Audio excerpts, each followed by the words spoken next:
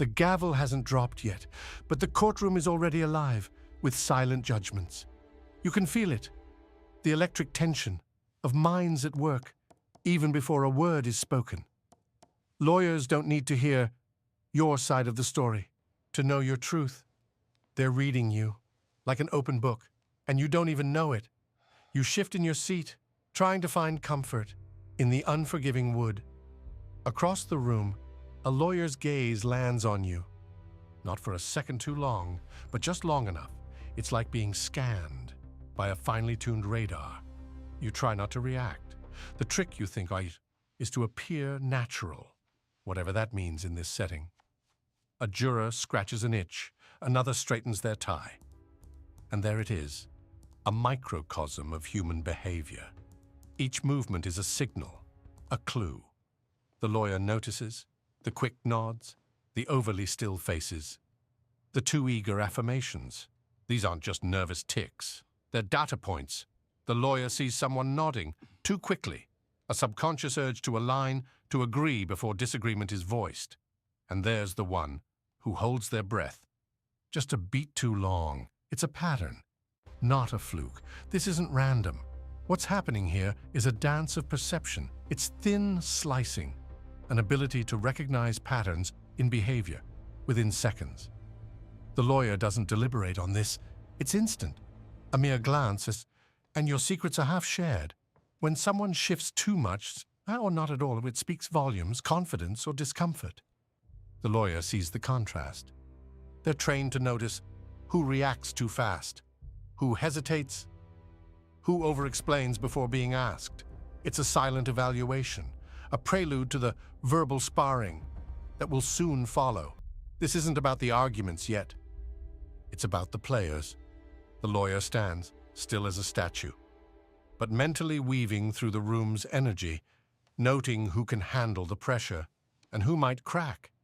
They're not listening for words. They're reading the room, the unspoken dialogue of glances and movements. In these first moments, credibility is weighed without a single sentence. It's not magic, it's mastery. The unspoken truths linger in the air, waiting to be revealed. But for now, the lawyer knows who's lying, and the game hasn't even begun. You're sitting in a courtroom, but your mind isn't on the words being spoken. It's on the pauses between them, the micro-hesitations that ripple through testimony like tiny earthquakes. The lawyer leans forward, ever so slightly, eyes narrowing. They're not listening for the story, they're listening for the music beneath it. Each delay before an answer is an offbeat note, a subtle sign of cognitive load building up like water against a dam. It's not just nerves.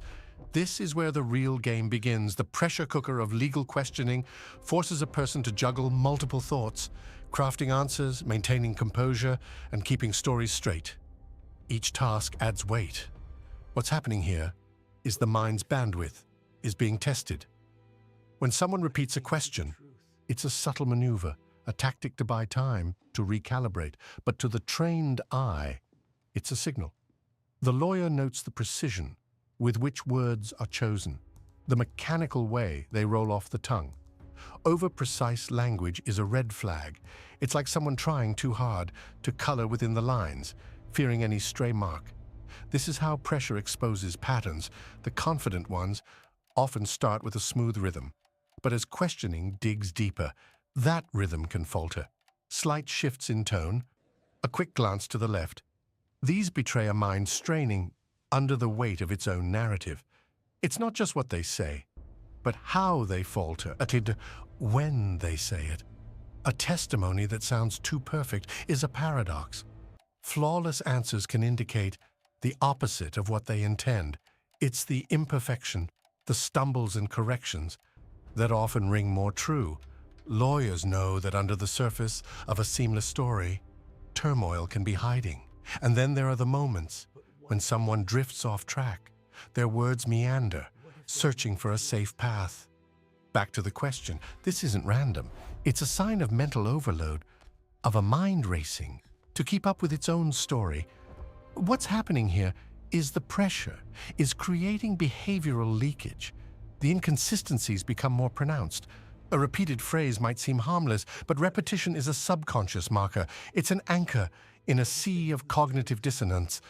The lawyer tracks these like a detective following invisible footprints across a crime scene. As the testimony continues, the lawyer sees a pattern emerging. Some people maintain a consistent tale with only minor deviations. Others, however, begin to unravel, the cracks in their facade widening, revealing the complexity beneath. Some people stay consistent, others start to break, and it shows. And there it is, the moment where silence tells more than words ever could. They hold eye contact, just a beat too long, as if daring the truth, not to slip through the cracks, but in trying to maintain control, they lose it. This isn't about what they say, it's about what they can't control. A breath drawn too sharply, the gentle tightening of the jaw, or the way their hands rest, rigidly poised on the table. These are the telltale signs of forced composure. We've all seen it, even done it ourselves. In job interviews, we nod eagerly, pretending to understand every word.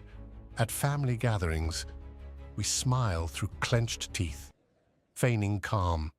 And in those quiet moments, when someone freezes instead of reacting, that's when the truth starts to leak out. Micro-tension lingers in the stillness, like an artist's signature hidden beneath layers of paint. The harder they try to look believable, the more unnatural they become. Breaths that should be effortless transform into calculated pauses, betraying the nervous rhythm beneath. It's a dance of suppression, and we are all guilty of it at some point. Notice how their attention drifts. It's subtle, a flicker of the eyes to an invisible horizon, a mental escape from the pressure of the present. It's as if they're searching for an exit from the performance they've carefully constructed. What's happening here is a universal truth. People don't reveal themselves when they speak. They reveal themselves when they try not to. Every forced smile, every overconfident gesture is a mask that slips with the slightest pressure.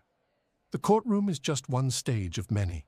In everyday life, we all wear these masks, at work, at home, even in the quiet solitude of a coffee shop, trying to appear more at ease than we feel. And as we zoom out, we see this all around us. Conversations filled with nods and polite laughter, people pretending to be more engaged than they are. It's a shared human experience, a dance of concealment and revelation. As you watch people, notice what they try to hide. It's often more telling than what they show. And maybe, in those unguarded moments, you'll catch a glimpse of authenticity. Because in the end, it's not the words that define us, it's the spaces between them.